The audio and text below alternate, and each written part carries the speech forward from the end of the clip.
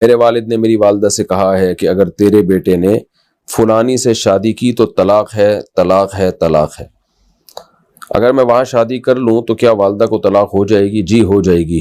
والد صاحب کو چاہیے یہ الفاظ نہیں کہتے، یہ بہت بری بات ہے کہ کسی عمل سے روکنے کے لیے اپنی بیوی کی طلاق کو معلق کر دینا۔ میری دوست رمضان میں اللہ کو پیاری ہو گئی تو کیا اسے بغیر حساب و کتاب کے جنت ملے گی جیسا کہ حدیث میں آتا ہے؟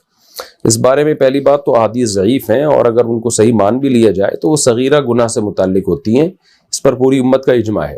کبیرہ گناہ بغیر توبہ کے معاف نہیں ہوتے، اور ویسے بھی الحمد سے لے کے والناس تک قرآن مجید نے حساب و کتاب کا تذکرہ کیا ہے کہ فَمَن يَعْمَلْ مِثْقَالَ ذَرَّةٍ خَيْرًا يَرَهُ وَمَن يَعْمَلْ مِثْقَالَ ذَرَّةٍ شَرًّا يَرَهُ۔ ایک ذرہ برابر نیکی ہوگی وہ بھی سامنے آئے گی، ذرہ برابر گناہ ہوگا وہ بھی سامنے آئے گا۔ تو حساب و کتاب سے متعلق اتنی احادیث اتنی آیات ہیں جن سے پتہ چلتا ہے کہ حساب و کتاب ہوگا، ہر ایک کا ہوگا۔ اللہ کسی کو اپنی رحمت سے معاف کرنا چاہے تو وہ اس کی مرضی ہے۔ تو رمضان میں مرنا یقیناً ایک فضیلت کی موت ہے، لیکن یہ سمجھ لینا کہ جو کچھ کرتے چلے جاؤ بس رمضان میں مر جاؤ تو سب اگلا پچھلا معاف ہو جاتا ہے، تو یہ نظریہ رکھنا بہرحال ٹھیک نہیں ہے۔ مفتی صاحب، جب اللہ کو پتا تھا کہ میں الگ الگ کتابیں نازل کروں گا تو الگ الگ مذاہب بنیں گے اور پھر ان میں اختلاف ہوگا، تو اللہ نے ڈائریکٹ قرآن ہی کیوں نازل نہیں کیا؟ اللہ نے زمانے کے لحاظ سے الگ الگ کتابیں نازل کی ہیں، ان کتابوں کا مضمون الگ الگ نہیں تھا۔ تورات، انجیل، زبور، قرآن سب کے بیسک مضمون ایک ہی ہیں۔ ان کا مضمون یہی ہے کہ توحید ہے، اللہ ایک ہے، اللہ کا کوئی بیٹا نہیں ہے، اور وہ عبادت کے لائق ہے، اور تمام پیغمبروں پر ایمان لانا ضروری ہے، اور موت کے بعد زندگی ہے، پھر جنت ہے یا جہنم ہے۔ تو یہ بیسک مضامین تمام آسمانی کتابوں کے سیم ہے۔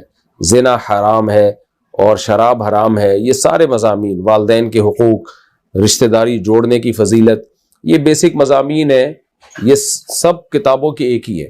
باقی کچھ احکام میں فرق تھا، وہ زمانے کے لحاظ سے فرق تھا، کیونکہ اس امت کے الگ احکام تھے، پچھلی امتوں کے کچھ الگ احکام تھے، تو وہ تو زمانے کے لحاظ سے، زمانے کی رعایت میں اللہ نے احکام میں فرق کیا تھا۔